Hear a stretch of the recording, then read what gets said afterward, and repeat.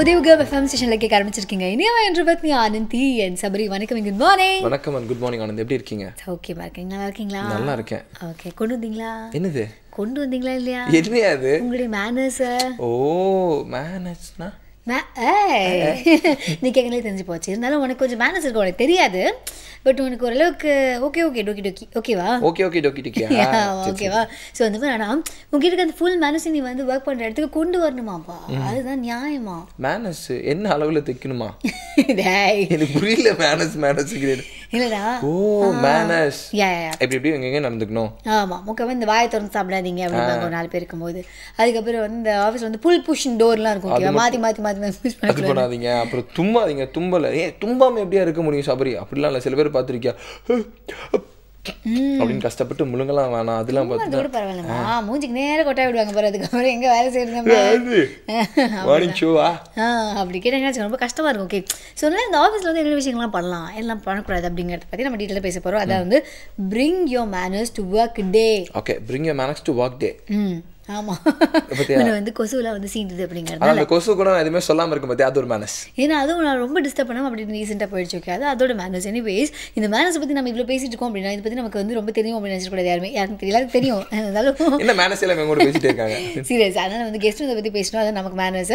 ஆனால் இப்போ அடுத்த வந்து இப்போ போல முத்திரை காத்துட்ருக்கோம். ஓகேவா? அதாவது முத்திரை கற்றுக்கிறதுக்கான விஷயங்கள் நிறைய இருக்குது. ஏன் நம்ம கற்றுக்கணும் அப்படிங்கிறதுக்கான பல விஷயங்கள் இருக்குது. இதுக்கு மேலே பேசிக்கிட்டே பெரிய மேனர்ஸ் தான். ஆமாம், பேசிக்கிட்டே இருப்பேன். ரொம்ப தப்பான மேனர் அப்படிங்கிறத பார்த்துலாமா? வணக்கம். நலம்பெறும் முதிரைகள் மற்றும் விரல்களை மருத்துவர் வரிசையில் இன்றைக்கி நம்ம பார்க்க போகிறது வயிற்று சம்பந்தமான ஒரு நோயும் அதற்குண்டான தீர்வும். வயிற்றில் ஏற்படக்கூடிய பலவித பிரச்சனைகளில் வயிற்று கடுப்பு அப்படின்றது வந்து ஒரு முக்கியமான பிரச்சனை. சாதாரணமாக வரக்கூடிய ஒரு நோய் என்று கூட சொல்லலாம். ஏதாவது உணவுகளினால் ஏற்படக்கூடிய ஒவ்வாமை, அப்புறம் வந்து நம்ம பயணங்களின் போது ஏற்படக்கூடிய ஒரு வித அசௌரியம், இதனால் இந்த சூட்டினால் கூட நமக்கு இந்த வயிற்று கடுப்பு ஏற்படலாம். என்னென்ன அறிகுறிகள் அப்படின்னு பார்த்திங்கன்னா, அடி வயிற்றில் வலி இருக்கும். நமக்கு இந்த அடிப்பகுதியில், அதாவது தொப்புள் பகுதியில் அடிப்பகுதியில் வலி இருக்கும். அடிக்கடி மலம் கழிக்க வேண்டும் அப்படின்ற ஒரு உணர்வு இருக்கும். இந்த மலம் கழிக்கும் போது பார்த்திங்கன்னா சிறுநீர் போல் மலம் வந்து தண்ணியாக போகும். ரத்தம் சில நேரம் கலந்து போகும். அது சமயம் நமக்கு வந்து பார்த்திங்கன்னா உடம்பு ரொம்ப சோர்வாக இருக்கும். காய்ச்சல் அடிப்பது போன்ற ஒரு விதமான உணர்வு இருக்கும். இதெல்லாமே இருந்துச்சு அப்படின்னா நமக்கு வந்து இந்த வயிற்றுக்கடுப்பு அப்படின்ற ஒரு தொந்தரவு வந்துருச்சு அப்படின்னு தெரிஞ்சுக்கணும். வயிற்றுக்கடுப்பு அப்படின்ற நோய்க்கான காரணங்கள் மிக மிக எளிமையானதாக தான் இருக்கும். முதல் காரணம் பார்த்திங்கன்னா கிருமிகள் ஏதாவது தொற்று ஏற்படுவது. இரண்டாவது, உணவின் மூலமாக ஏற்படக்கூடிய தொந்தரவுகள். இதை தவிர்த்தாலே நாம் நலமாக இருக்க முடியும்.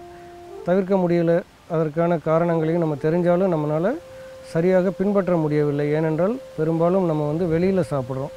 வெளியில் சாப்பிடும்போது நம்ம சௌரியத்துக்கு உணவுகள் கிடைப்பதில்லை.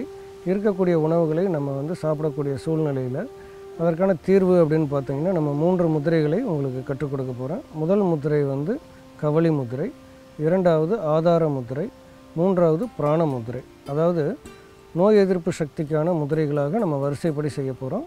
அதில் முதல்ல வந்து எந்த பகுதிக்கு நமக்கு தொந்தரவு இருக்குதோ அந்த பகுதிக்கான சிறப்பு முத்திரையும், அடுத்தடுத்து நோய் எதிர்ப்பு சக்திக்கான முத்திரைகளையும் செய்ய போகிறோம்.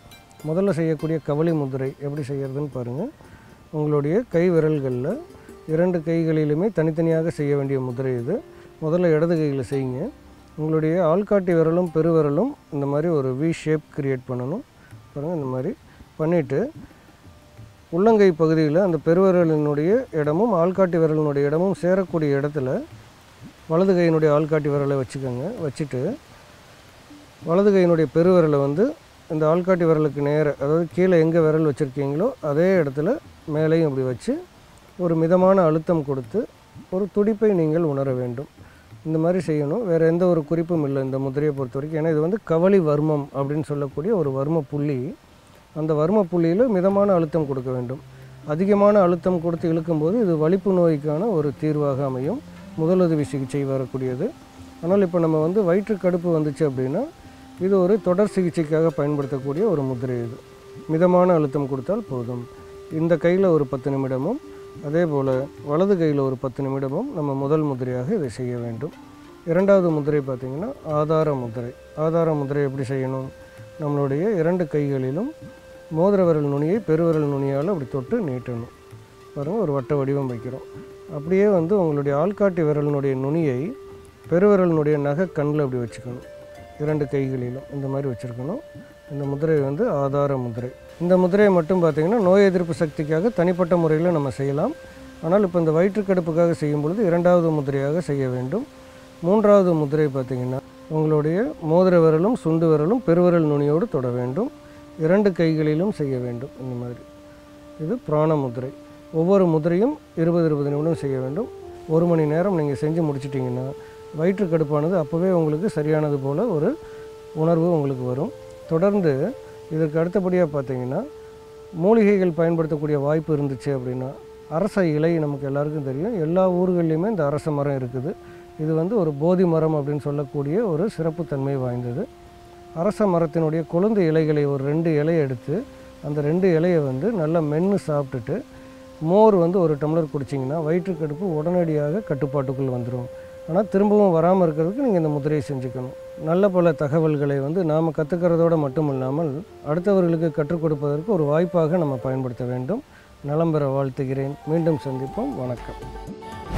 முத்திரைகள் பத்தியா எவ்வளோ மேனஸ் சொல்லி கொடுத்துருக்காங்க? முத்திரையில் என்ன மேனஸ் சொல்லி கொடுத்தாங்க? வரலையா? இல்லை, அதுலேயும் வந்து உடல்நிலைலாம் நல்லா இருக்கும்ல. என்ன நம்ம யோகா பண்ணுறது என்ன மேனஸ் அப்படின்னா மற்றவங்க மேட்டை தூக்காதீங்க, உங்கள் மேட்டில் பண்ணுங்க, மேட்டை துவைச்சி கொண்டு வாங்கப்பா, காலையில் குளிச்சுட்டு வாங்கப்பா, இவ்வளோ சொல்கிறாங்க. ஆனால் இதையும் தவிர பேசிக்காக பல மேனஸ்லாம் இருக்கத்தான் செய்கிறது. ஓகே சரி, அடுத்து எனக்கு ஒரு பெரிய மேனஸாக நான் ஒரு ரெஸ்பெக்ட் கொடுத்து இதுக்கு மேலே அந்த வார்த்தை நம்ம பயன்படுத்தவே கூடாது. ஒரு பிரேக் விட்டுருவோமா? ஓகே, புதிய கன்ஃபர்ம் ஸ்டேஷனில் இது இனி அவை இன்று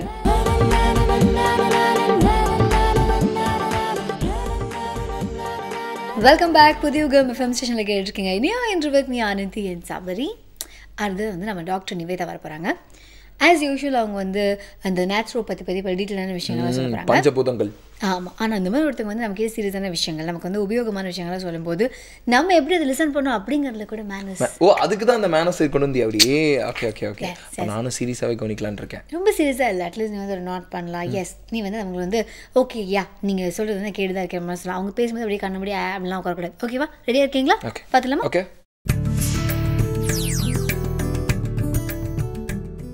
நேற்று மண்ணை வந்து நம்ம எப்படியெல்லாம் சிகிச்சைக்கு பயன்படுத்தலாம் அப்படின்னு பார்த்தோம். அதாவது மண் பட்டியாக பயன்படுத்தலாம் அல்லது நேரடியாக அப்ளிகேஷனாக பயன்படுத்தலாம்னு சொன்னோம். எப்படி பட்டியாக பயன்படுத்தலாம் அப்படின்னம்னா கண்களுக்கு, வயிற்றுக்கு, நெற்றிக்கு, முழங்காலுக்கு ஆர் ஏதாவது ஒரு இடத்துல வந்து வீக்கம் இருந்துச்சு அப்படின்னம்னா ஒரு துணியில் வந்து ஒரு மஸ்லின் துணி மாதிரி, காடா துணி மாதிரி அந்த ஏரியாவுக்கு தகுந்த மாதிரி நம்ம அதை கட் பண்ணிவிட்டு அதில் ஈர மண்ணை வந்து போட்டு அதை ஈவனாக யூனிஃபார்மாக மடித்து அதை வந்து நம்ம கண்கள் மேலேயோ அல்லது தேவையான இடத்துலையோ அப்ளை பண்ணலாம். இந்த மண் வந்து ரொம்ப குளிர்ச்சியாகவும் ஒரு ரிலாக்ஸிங் எஃபெக்டையும் கொடுக்கும். அடுத்தது நேரடியாக அப்ளை பண்ணுறது.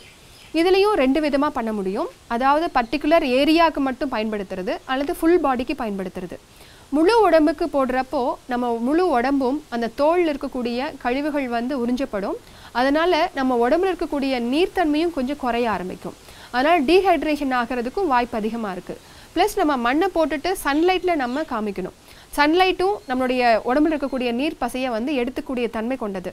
அதனால் இந்த சிகிச்சைக்கு முன்னாடி ஒரு டம்ளர் அல்லது 2 டம்ளர் அளவுக்கு தண்ணியை குடிச்சிட்டு நம்ம இந்த சிகிச்சை பண்ணுறது ரொம்ப நல்லது. இல்லாட்டி மயக்கம் அந்த மாதிரி சிரமங்கள் ஏற்படுறதுக்கு ஒரு வாய்ப்பு ஏற்படும். அப்பப்போ கூட நம்ம தண்ணி குடிக்கலாம், ஆர் நம்ம சிகிச்சை ஆரம்பிக்கிறதுக்கு முன்னாடியும் குடிக்கலாம். இது போட்டதுக்கு அப்புறமா நம்ம ஒரு 15-20 நிமிஷங்கிறப்போ மண் வந்து கொஞ்சம் கொஞ்சமாக காய ஆரம்பிக்கும். நம்மளுடைய உடம்பு வந்து அந்த மண்ணை உறிஞ்சிக்க ஆரம்பிக்கும். அப்போது நம்ம அந்த மண்ணுக்கு வந்து மேலால் அப்பப்போ ஸ்ப்ரிங்கிள் பண்ணலாம். நம்மளுடைய பாடி மேலே வந்து அந்த சிகிச்சைக்கு அந்த டியூரிங் த சிகிச்சை அந்த சமயத்திலேயே கூட நம்ம ஸ்ப்ரிங்கிள் பண்ணலாம். அல்லது முடிச்சதுக்கப்புறம் நம்ம மட்டோடைய திக்னஸ் வந்து கொஞ்சம் ஜாஸ்தி பண்ணலாம். அதனால் டீஹைட்ரேஷனை கொஞ்சம் ப்ரிவென்ட் பண்ண முடியும். இது முடிச்சதுக்கு அப்புறமா ஒரு 40 நிமிஷம் 35லேருந்து 40 நிமிஷம் கழிச்சதுக்கப்புறமா நல்ல குளிர்ந்தண்ணியில் ஒரு 15-20 நிமிஷம் வந்து நல்லா குளிச்சிடணும். ஸோ தட் அந்த டீஹைட்ரேஷனையும் காம்பன்சேட் பண்ண முடியும். நீர்த்தன்மை நம்ம உடம்பு மேலே படப்பட அந்த மண் வந்து முழுமையாக வெளியில் போக ஆரம்பிக்கும். ஸோ இது முடிச்சதுக்கப்புறமா ஒரு நல்லா ஒரு கிளாத்தில் வந்து தொடச்சிட்டு தேங்காய் எண்ணெய் வந்து அப்ளை பண்ணிடணும். அப்படி அப்ளை பண்ணல அப்படிங்கிறப்போ சம்டைம்ஸ் நம்மளுக்கு ட்ரைனஸ் வரலாம், அதனால் அரிப்புகள் ஏற்படலாம். அதனால் இதை அப்ளை பண்ணிட்டோம் அப்படின்னா இதை ப்ரிவென்ட் பண்ண முடியும். அடுத்து பார்ஷியலாக அப்ளை பண்ணுறது. எந்த இடத்துக்கு நம்மளுக்கு தேவையோ அந்த இடத்துல மட்டும் அப்ளை பண்ணுறது. இப்போது நம்மளுடைய முழங்கால் வந்து ரொம்ப வலி இருக்குது அப்படின்னம்னா முழங்கால் பகுதியில் வந்து புத்துமண் பூசிட்டு அல்லது சாதாரணமாக செம்மண்ணோ களிமண்ணோ அந்த என்ன மண் தேவை இருக்கோ அந்த மண்ணை பூசிட்டு ஒரு ட்ரை ஆகிற வரைக்கும் ஒரு 20 நிமிஷம் 25 நிமிஷம் சன்லைட்டில் காமிக்கலாம். இது வந்து கூலிங் எஃபெக்ட் கொடுக்கக்கூடிய தன்மை கொண்டது. ஸோ இது பண்ணுறப்போ அந்த இடத்துல ஹைட்ரேஷன் நடக்கிறதுனால மட்டோடைய அப்சார்பிங் கெப்பாசிட்டி இருக்கிறதுனால கழிவுகளை உறிஞ்சி அதே சமயத்தில் தண்ணியோடைய அளவையும் அதிகப்படுத்துங்கிறதுனால இந்த முழங்கால் வலி வந்து நல்லா குறைக்க முடியும். அதே இது ரொமட்டாய்டு ஆர்த்தரைட்டிஸ் அந்த மாதிரி கண்டிஷனில் பார்த்தீங்க அப்படின்னம்னா அந்த இடத்துல ஹீட்டும் வேணும். ஏன்னா கோல்டு அப்ளை பண்ணோம் அப்படின்னம்னா ஸ்டிஃப்னஸ் அதிகமாகிடும். ஸோ இந்த இடத்துல வார்ம்த் பண்ணி அதாவது அந்த மண்ணை வந்து சூடுபடுத்தி அதுக்கப்புறமா அப்ளை பண்ணலாம். இந்த மாதிரி பண்ணுறப்போ அந்த ஹீட்டுடைய ப்ரொலாங்டு எஃபெக்ட் வந்து நம்மளுடைய ஜாயின்ஸுக்கு கிடைக்கும். இந்த மாதிரி long warming effect plus moisturiser அந்த ஈரப்பதத்தோட ப்ளஸ் சூடு தன்மை இந்த ரெண்டும் இணைகிறப்போ ரொமட்டாய்டு ஆர்த்தரைட்டிஸ்க்கு ஸ்டிஃப்னஸும் குறையும், ஜாயினில் வந்து அந்த சைனோவியல் ஃப்ளூயிடுடைய அளவும் அதிகரிக்க முடியும். ஏன்னா இந்த இடத்துல வந்து நிறைய அந்த ஊசிகள் மாதிரி அந்த ஆர்த்தரைட்டிஸ் பேஷண்ட்டுக்கு வந்து உள்ளுக்குள்ளே குத்தும். இந்த ட்ரீட்மெண்ட் பண்ணோன்னையே ரொம்ப ரிலீஃபாக அவங்க ரொம்ப ரிலாக்ஸ்டாக ஃபீல் பண்ணுவாங்க. இதில் வந்து அந்த ஹீட் பண்ணுறதுக்கு நிறைய மெத்தடு 2-3 மெத்தட் இருக்குது. ஒன்று நேரடியாக சன் சார்ஜ் பண்ணுறது, மண்ணை கலக்கி வச்சு ஒரு 3 to 4 hours வந்து வெயிலில் விட்டுட்டோம் அப்படின்னோம்னா அதுவே சன் சார்ஜாக வார்ம்த் ஆயிரும். ரெண்டாவது விஷயம் வந்து நேரடியாக மண்ணை வந்து நம்ம சூடுபடுத்தலாம். ஒரு பாத்திரத்தில் வச்சு மண் பாத்திரத்தில் அந்த மண்ணை சூடுபடுத்துறப்போ அந்த மண்ணானது வார்ம்த்தை கிடைக்கும். மூணாவது மெத்தட் வந்து சில சமயம் வந்து நேரடியாக சூடுபடுத்தணும் அப்படின்னம்னா அந்த மண்ணில் இருக்கக்கூடிய பாக்டீரியாக்கள் வந்து அழிஞ்சு போகலாம். அதனால் தண்ணி வந்து சுடு தண்ணிக்குள்ளே மண்ணை வச்சு அந்த தண்ணியை சூடுபடுத்துறது மூலமாக ஆவியில் வந்து இட்லி வேகிற மாதிரி அந்த மாதிரி மண்ணை வந்து நம்ம சூடுபடுத்துறது மூலமாகவும் சூடுபடுத்தி அப்ளை பண்ணலாம். ஆனால் என்ன மட் அப்ளிகேஷன் பண்ணாலும் நம்ம ஸ்டார்ட் பண்ணுறதுக்கு முன்னாடி ஒரு டம்ளர் தண்ணியை குடிச்சிட்டு ஸ்டார்ட் பண்ணணும். முடிக்கிறப்போ அதை வாஷ் பண்ணிவிட்டு தொடச்சிட்டு எண்ணெயோ தேங்காய் பாலோ அதை வந்து லூப்ரிகேட் பண்ணிடணும். இந்த மாதிரி பண்ணிக்கிறது மூலமாக அந்த பகுதியானது ஹைட்ரேஷனோட அது மெயின்டைன் ஆகிறதுக்கு ஹெல்ப்பாக இருக்கும். பார்த்தீங்களா அவங்க சொல்ல எனக்கு அந்த நேச்சரை பற்றின விஷயங்கள் எல்லாமே தெளிவாக வருது. ஆமாம், நான் வந்து எரெக்டருக்கு உட்கார சொன்னதுக்காக நீங்கள் இப்படியே ரோபமாக இருக்கணும்னு அவசியம். இப்படி கொஞ்சம் தலையெல்லாம் இப்படி ஆட்டலாம், இப்படி ரொட்டேட் பண்ணலாம், அதெல்லாம் நீங்கள் பண்ணலாம். ஓகே, அவங்க சொன்னது எனக்கு என்ன தெரியுது அப்படின்னா இப்படி ஆடணும்னு வச்சுக்கோ, கழுத்து கழட்டி வச்சிருவாங்க. சொன்னது நீ அப்படி பண்ணக்கூடாது, நீ டீசெண்டாக அப்படியா அப்படின்னு சொல்லி இந்த மேனஸ் பற்றி மேனஸ் இப்படி இருக்காது பேசல. எப்படி இருந்தாலும் மேனஸ் தான் சரியா. ஆனால் உனக்கு வராத விஷயம் பேசுறது அப்படின்னா நீ முதல்ல இந்த வேலைக்கே வந்துடக்கூடாது. ஆனால் நீ வந்துட்ட முதல்ல ஒரு எம்ப்ளாயி ஒன்று சூஸ் பண்ணும்போது எனக்கு பேச வராது அப்படிங்கிறது ஒத்துக்கணும். அதுதான் இங்க இருக்க எல்லாரோட பெரிய தப்புமே. கம்யூனிகேஷன் ஸ்கில் வந்து நம்மளுக்கு வராது நினைச்சிருந்தா கடைசி வரைக்கும் வராது. ஆனந்தி சரியா, நம்ம ட்ரை பண்ணணும். we have to try it. okay, ஆமா, அதுக்கு வந்து இந்த கம்பெனியை வச்சு நீ கம்பெனி வந்து பகடக்காயா நீ வந்து யூஸ் பண்ணி அப்படிதான் நீ நினைச்சிட்டு இருக்க. ஆனா இதுதான் ரியாலிட்டி, இதுதான் உண்மை, இதுதான் மேனஸ், இதுதான் உங்க வாழ்க்கை. ஓகே ஃபைன், ஏதோ பட டைலாக்லாம் பேசுகிறேன் நீ. ஆனால் நம்ம கெஸ்ட் வராங்க, அவங்க வந்து ஒன்று மாதிரிலாம் பேச மாட்டாங்க. அவங்க எது பேசுமோ கரெக்டாக பேசுவாங்க. பிகாஸ் வந்து அவருக்கு நிஜமாவே பேச தெரியும். ஓகே ஓகேவா, நம்ம மாதிரி கிடையாது, இல்லை ஒன்றை மாதிரி கிடையாதுன்னு சொல்ல வந்தேன். ஓகே ஓகேவா, ஒன்று மாதிரிலாம் கிடையாது. நம்ம கெஸ்ட் வர போகிறாங்க. Bring your manners to work டே அப்படிங்கிறத வந்து டீட்டெயிலாக பல விஷயங்கள்லாம் பேச போகிறாங்க. உனக்கு ரொம்ப யூஸ்ஃபுல்லாக இருக்க போகுது. ஒரு பிரேக் போட்டுலாமா? சொல்கிற மாதிரி போயிடுவோமா? ஓகே, ஒரு பிரேக் போயிடலாமா? ஃபிலிம் ஸ்டேஷனில் இது இனியவா இன்று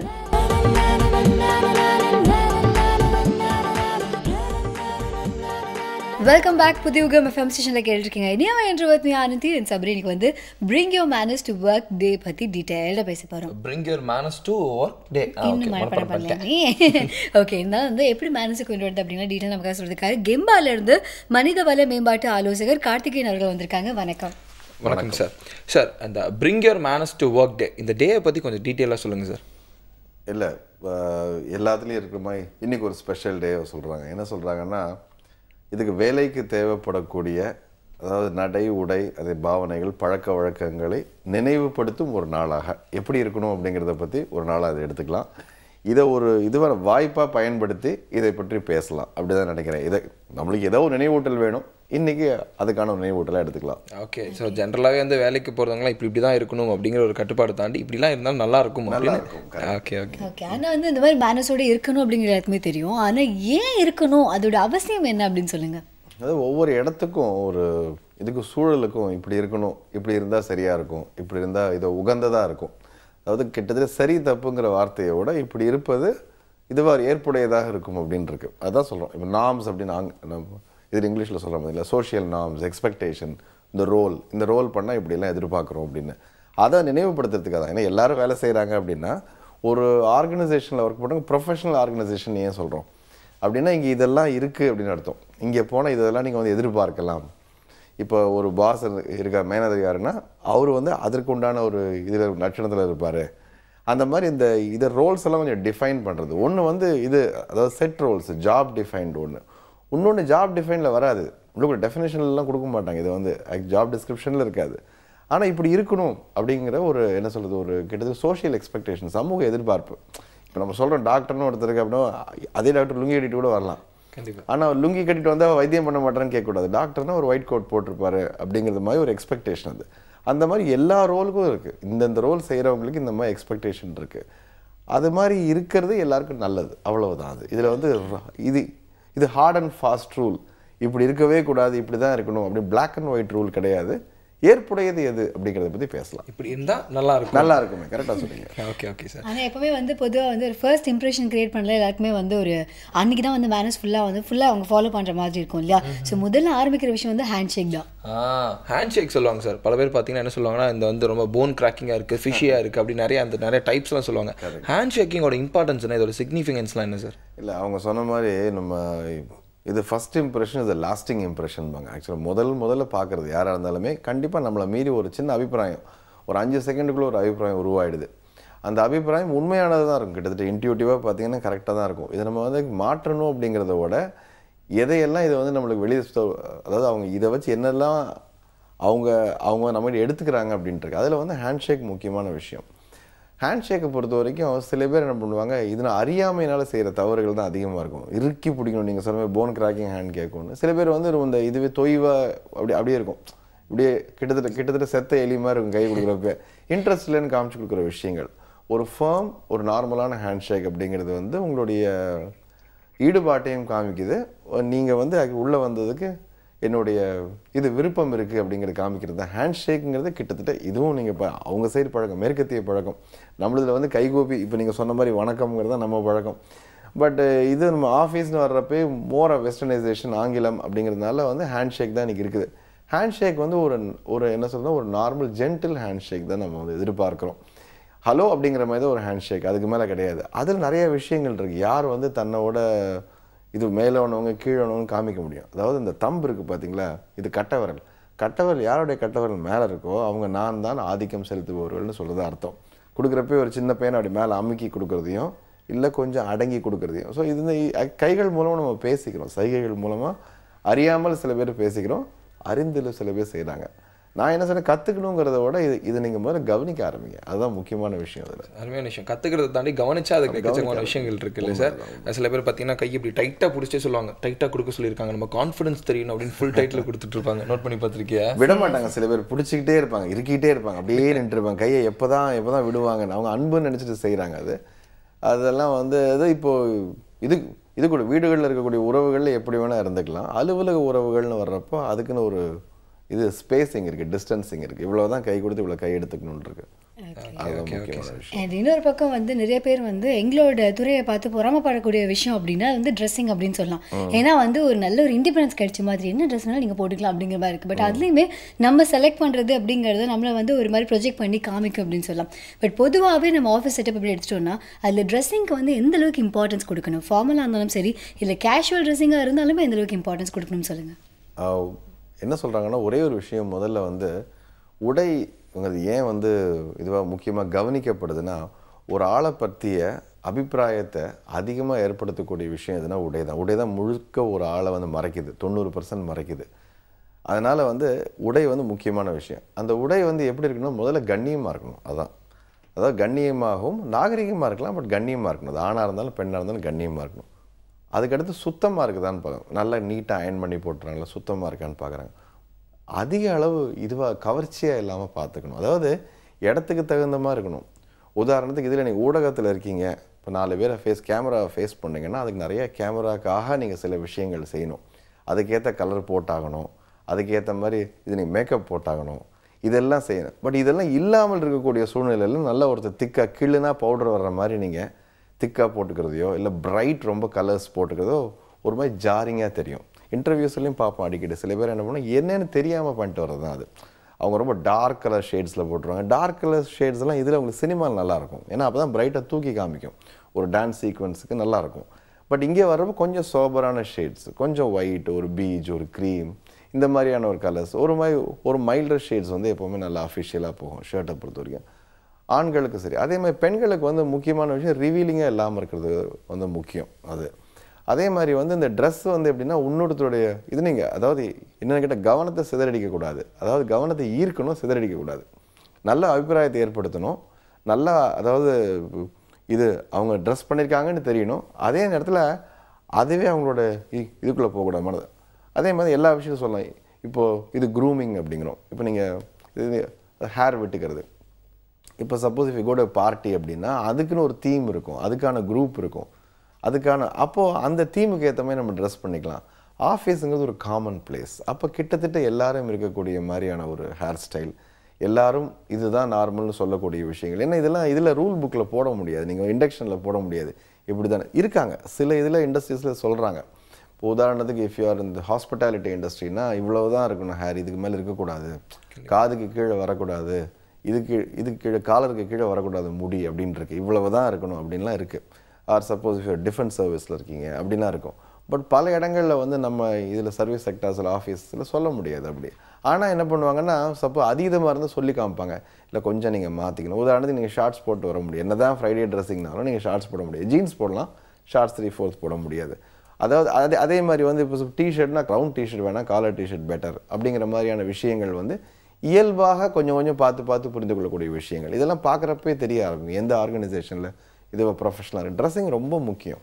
கண்டிப்பாக சொல்கிறேன், யாராக இருந்தாலும் ஃபஸ்ட் இம்ப்ரெஷன் அவங்களுடைய அடுத்ததான் அவங்க என்ன சொல்ல வராங்க பேச வராங்க முதல்ல கவனிக்கிறதே ஒரு ஆளை பார்த்து ஒரு இடத்துல உட்கார சீட்டில் உட்காரணும், யார் பக்கத்தில் நம்ம உட்காரணும், யார் நல்லா ட்ரெஸ் பண்ணிக்கலாம் அங்கே தான் போய் பக்கத்தில் உட்காரணும்.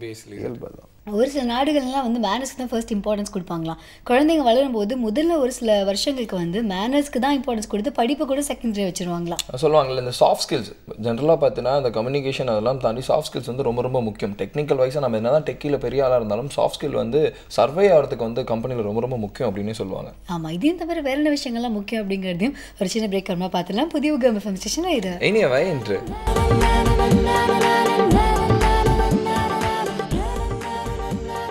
Welcome back. புதிய எஃப்எம் ஸ்டேஷனில் கேட்டுட்டு இருக்கீங்க இனியவை என்ற வித் சபரி அண்ட் ஆனந்தி. இன்னைக்கு பார்த்தீங்கன்னா bring your manners to work டே, இதை பற்றி நிறைய விஷயங்கள் பேசிட்டு இருக்கோம்ல. அது மட்டும் இல்லாமல் கெம்பால நம்ம கூட கார்த்திகேயன் சார் இருக்காரு. இந்த மேனர்ஸ் பற்றிலாம் பல விஷயம் சொல்லிட்டு இருக்காரு. ஒரு சில நேரங்களில் வந்து நம்மளே நமக்கு தெரியாமல் தப்பெல்லாம் பண்ணுவோம். ஓகேவா, அந்த மாதிரியான யாரோ ஒருத்தவங்க தப்பு பண்ணும்போது அதை பார்க்குறவங்க கொஞ்சம் எக்ஸ்கியூஸ் பண்ணுறது கூட ஒரு விதமான நல்ல மேனர்ஸ் தான் அப்படின்னு கூட சொல்லலாம் இல்லையா? ஓகே, எனக்கும் எக்கச்சக்கமான டவுட்டுகள் இருக்குது, கேட்டலாமா? இப்போ வந்து ட்ரெஸ்ஸிங் பற்றி நம்ம இவ்வளோ பேசும்போது ட்ரெஸ் எல்லாம் அழகாக இருக்கும், நீட்டாக இருக்கும். திடீர்னு நம்ம வந்து கரெக்டாக கால் பண்ணுறதுக்கு அந்த இன்டர்வியூவில் உட்காந்துருக்கும் போது சரி ஆஃபீஸ் செட்டப்லேயே சரி ஏதாவது ஒரு ரிங்டோன் வந்து கால் வரும் பாரு அங்கே இருக்கும். அதுக்கப்புறம் அவங்க பேசுகிற தோரணையை வச்சே பல பேர் டிசைட் பண்ணுவாங்க. ரிங்டோனை வச்சே பல பேர் டிசைட் பண்ணிக்கலாம்னு சொல்லுவாங்க. சரியா? அதே மாதிரி நம்ம ஒர்க் பிளேஸில் வந்து இந்த செல்ஃபோன்ஸ் அது வந்து எந்த அளவுக்கு முக்கியம் சார், அதை நம்ம எந்த அளவு மேனரில் கொண்டு வரணும்? இன்றைக்கு எப்படின்னு இன்றைக்கி இருக்கிற சூழ்நிலையில் வந்து பல இடங்களில் செல்ஃபோன் தடை பண்ணுறாங்க. உண்மை தான். 9லேருந்து 5 வேணால் கொண்டாடுறதுங்க, எந்த வேலைக்கு இடையூறாக இருக்குது, கவனச்சிதறலாக இருக்குது அப்படின்னு சொல்லிட்டு பண்ணுறாங்க ஒரு விஷயம். இன்னொரு விஷயம் அனுமதிக்கிற விஷயங்களில் கூட வந்து கூடுமான வரைக்கும் சத்தம் இல்லாமல், அதாவது இந்த சிங்கிள் பீப் வச்சுக்கிறது, கொஞ்சம் நல்லா சாஃப்டாக வச்சுக்கிறது. சாஃப்டான நீங்கள் அங்கே போய் டனக்கட்டான்னு வந்து வச்சுக்கோங்க, என்ன ஆகணும் எல்லாருடைய அந்த இதுவே சூழலே மாறி போயிடும் அந்த இடத்துல. அதனால் கொஞ்சம் சாஃப்டான டியூன்ஸு, ஒரு மெலோடியஸான விஷயங்களை வச்சுக்கலாம். அதிகமாக ஃபோன் பேசாமல் இருக்கிறது ரொம்ப முக்கியமான விஷயம். வேலைக்கு மட்டும் இல்லை, பக்கத்தில் இருக்கணும் இடையூறாக இருக்கும். இன்றைக்கி இது நீங்கள் வேலைன்னு வேணாம், இதில் ட்ரெயினில் போகிறப்பவே பார்க்கலாம். சில பேர் பேசினாங்கன்னா அந்த இடத்த மொத்த இதையே கம்பார்ட்மெண்ட்டே அவங்க ஆஃபீஸ்மே நினச்சி பேசிகிட்டு இருப்பாங்க. எல்லாரும் அவங்க வந்து கீழே நீ வேலை செய்கிற ஆட்கள் மாதிரியே இருக்கும், மொத்த இன்ஸ்ட்ரக்ஷனையும் கொடுப்பாங்க. அப்படி கத்த வேண்டிய அவசியம் இல்லை. இன்றைக்கு என்னை பொறுத்த வரைக்கும் அதிகமாக கற்றுக்கொள்ள வேண்டிய ஒரு திறன் அப்படின்னு கேட்டால் செல்பேசியை கையாள்வது எப்படி அப்படிங்கிறது தான். ஏன்னா பல பேருக்கு தெரியறதில்ல, அதை வச்சுக்கிட்டு என்ன பண்ணுறோன்னு. எல்லா விஷயங்களும் எல்லாரும் முன்னாடியும் பேசுறது, விரிவாக பேசிட்டு இருக்க, சுருக்கமாக பேசிட்டு வைக்காமல். இந்தியாவில் வந்து அதுவும் நம்ம நிறைய இது ஸ்கீம்ஸ் நிறைய வந்ததுனால நம்ம நிறையா பேசணும் அப்படிங்கிற ஆர்வம். நம்ம ஆளுங்க எப்போவுமே நிறையா பேசுவாங்க.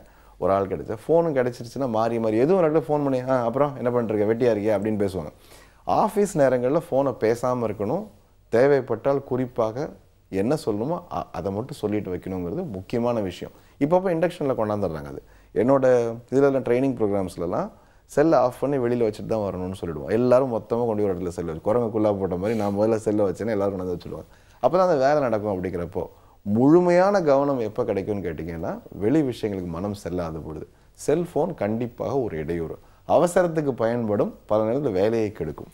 அதுதான் செல்ஃபோன். உண்மையான விஷயம். அது இந்த ஹெட்செட்லாம் எப்போ கண்டுபிடிச்சாங்கன்னு தெரியல. அதுலேருந்தே பாதி பேர் வந்து வெறிய ஃபுல் லவுடராக பேச ஆரம்பிச்சிட்டாங்க. நீங்கள் சொன்னால் இன்ஸ்ட்ரக்ஷன் ஆகட்டும், அவங்களோட சொந்த விஷயங்களாகட்டும், ஏதாவது திடீர்னு பேசுகிறப்ப அப்படி ஆகிட்டாங்களா இப்படியா அப்படின்னு ஒரு ஒர்க்ஸேஷன்லாம் பார்த்துருக்கியா? ஆமாம், அதெல்லாம் நம்ம நிறைய இடத்துல நோட் பண்ணியிருந்திருக்கோம். நம்மளே கூட நமக்கு தெரியாமல் பல நேரங்களோட பண்ணியிருந்திருக்கலாம்.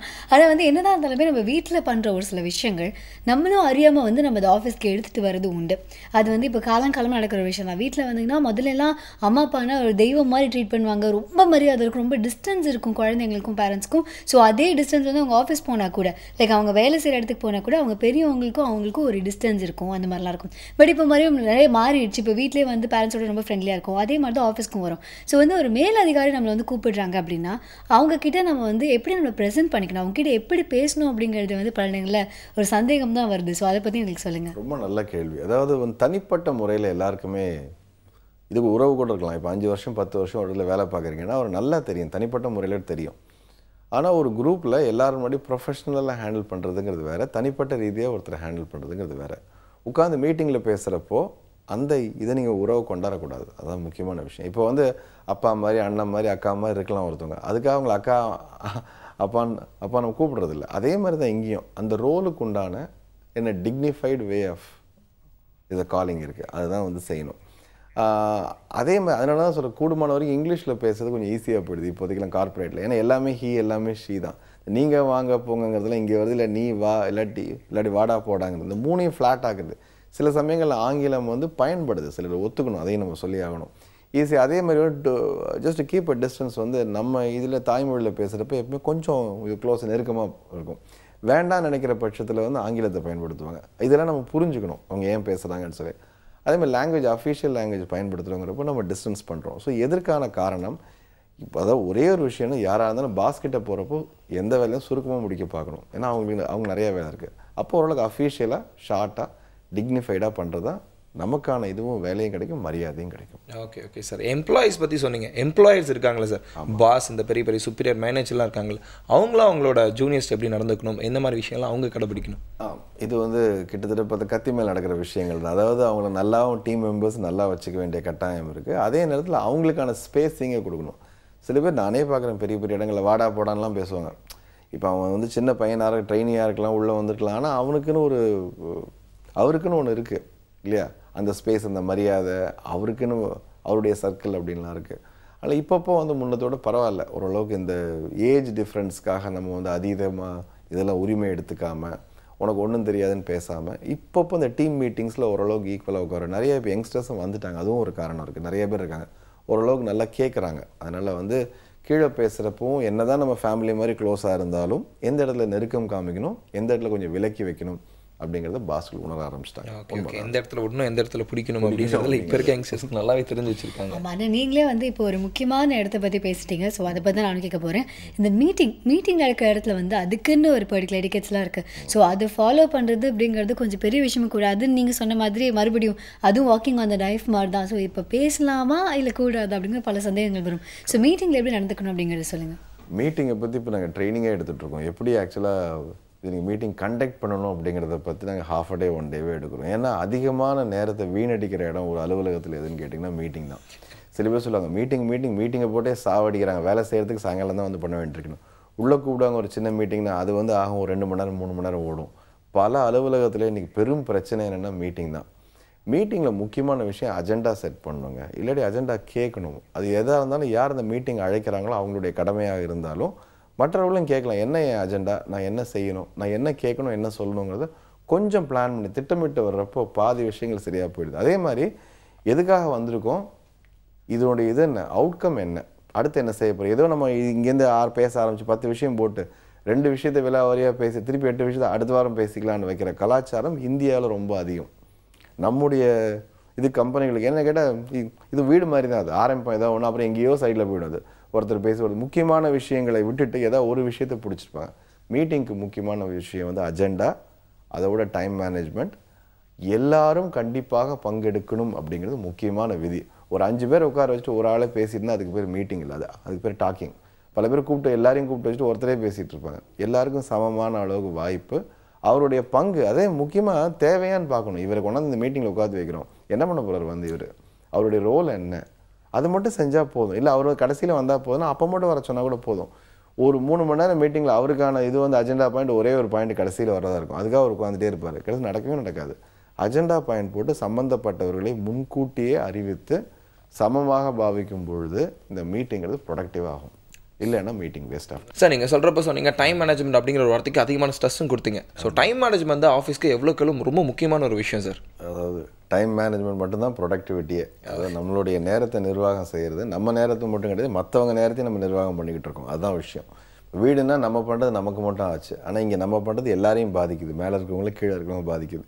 அப்போ நாம் மட்டும் இல்லாமல் நம்ம சுற்றி இருக்கவங்க எல்லாருமே நேரத்தை சரியாக நிர்வாகம் பண்ண வேண்டிய கட்டாயம் வருது. ஒன்று. ரெண்டாவது, இன்றைக்கி லைஃப் மேனேஜ்மெண்ட் தான் டைம் மேனேஜ்மெண்ட். டைம்னு தனியாக பிரித்து நம்மளாக மேனேஜ் பண்ணிக்கிறது தான். அதில் ஒரே ஒரு விஷயம் சுருக்கமாக சொல்லணும். நான் ஒரு 3 நாள் ட்ரைனிங் எடுக்கிறத ஒரே லைனில் சொல்லணுன்னா, முக்கியமான விஷயங்களை உடனடியாக செய்தல் தான் நேர நிர்வாகம். தள்ளி போடாமல் நாம் செய்ய வேண்டிய வேலைகளை அவுட்புட் எதுன்னு பார்த்துக்கிட்டு, அதாவது 100 விஷயம் இருக்குன்னு 100ஐயும் செய்யணும்னு முக்கியம் இல்லை. அந்த 100ல் குறிப்பான 10 விஷயங்களை எடுத்து கண்டிப்பாக இதுதான் வந்து கிரிட்டிக்கல் அப்படிங்கிற டாஸ்க்கான அதை எடுத்து கண்டிப்பாக முடித்தால் போதும்.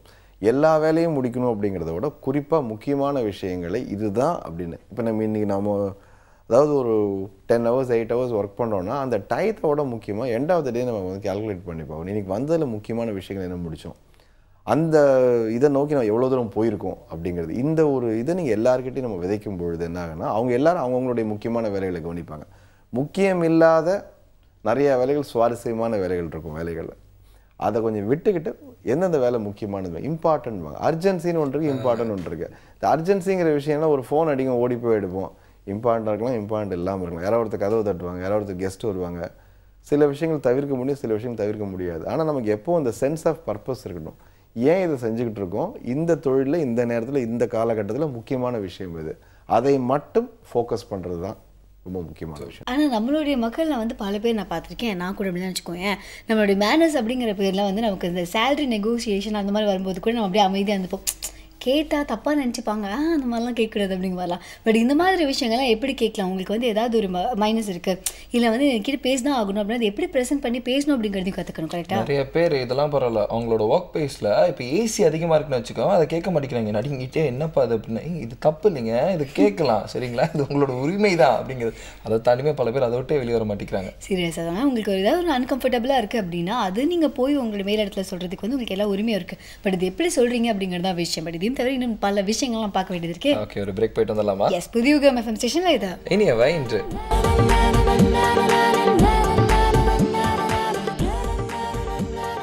Welcome back. புதிய எஃப்எம் ஸ்டேஷனில் கேட்டுட்டு இருக்கீங்க இனியவை இன்று வித் சபரியா அண்ட் ஆனந்தி. ஆனந்தி இன்னைக்கு பார்த்தீங்கன்னா bring manners to your work place. ஆமாம், கொண்டு வந்துட்டீங்களா? கொண்டு வந்துட்டு பாரு, எவ்வளோ மேனஸாக பேசிட்டு இருக்கலாம் இல்லையா? அப்படி தெரியல, அவ்வளோ ஒரு மாதிரி திமிரா வச்சிருக்க மாதிரி இருக்கு. இதெல்லாம் திமிரில் இப்போ அந்த கேர்ஷெட்லாம் அப்படி தான் இருக்கும், புரியுதா? ஆமாம், அதனால நீங்கள் வந்து எப்பவுமே நீங்கள் எப்படி நினைக்கிறீங்களோ அதே மாதிரி தான் மற்றவங்க பார்ப்பாங்க அப்படின்னு கிடையாது. ஒரு சில நேரத்தில் மிஸ் அண்டர்ஸ்டாண்ட் பண்ணுறதுக்கான வாய்ப்புகள் இருக்குது. அதை கிளியர் பண்ணிக்கிறது நம்ம கேட்டு தெரிஞ்சுட்டு பார்த்தீங்களா, அப்போ நீங்கள் தெனாவட்டா இல்லையே அப்படிங்கிற மாதிரி. ஸோ இதே மாதிரி இன்னும் பல விஷயங்கள்லாம் கெம்மாலேருந்து மனித வள மேம்பாட்டு ஆலோசகர் நம்ம கூட கார்த்திகை பேசிட்டு இருக்காரு. தொடர்ந்து பேசலாம். நம்ம வந்து உயிர் வாழறதுக்கு சாப்பாடு முக்கியம்தான், அதுக்கு தான் நம்ம வந்து வேலைக்கு போகிறோம், எல்லாம் ஃபைன்.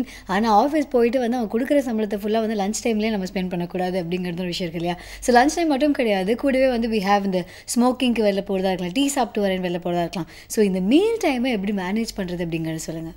ஓகே, நிறைய இடங்களில் இதை ரொம்ப ஃபிக்ஸ் பண்ணிட்டாங்க. இப்போ இவ்வளோதான் நேரம் அப்படிங்கிட்டாங்க. அதனால் நேரத்தை பற்றி பெருசாக இருக்காது. சில வேலைகளை தவிர இந்த வெளியில் இருக்க வேலைகளில் தான் கொஞ்சம் நிறைய நேரம், மற்றபடி இவ்வளோதான் நேரம்னு இருக்குது. முதல்ல மீல்ஸ் வந்து நம்ம கொண்டு போகிற பட்சத்தில் எந்த மாதிரி மீல்ஸ் கொண்டு போகணுன்னே இருக்குது. சில சமயம் பஞ்சண்ட்டாக இருக்கக்கூடிய இது நீங்கள் ஃபுட்டை கொண்டு போகாமல் இருக்க நல்லது. ஏன்னா உங்களுக்கு மட்டும் இல்லை, அது சுற்றி இருக்கவங்களையும் பாதிக்கலாம் இல்லையா? அதனுடைய ஸ்மெல், அதனுடைய டேஸ்ட், அந்த மாதிரி விஷயங்கள். அது தவிர வந்து அதுக்கு உண்டான ஒரு நேரத்தை சரியாக நம்ம பயன்படுது. ஏன்னா சாப்பிட்றதுக்குன்னு ஒரு நேரம் இருக்குது. பல பேர் என்ன பண்ணுவாங்கன்னா அந்த நேரம் நிறைய பேசுவோம். ஏன்னா அந்த நேரம் தான் நமக்கு கிடைக்குது.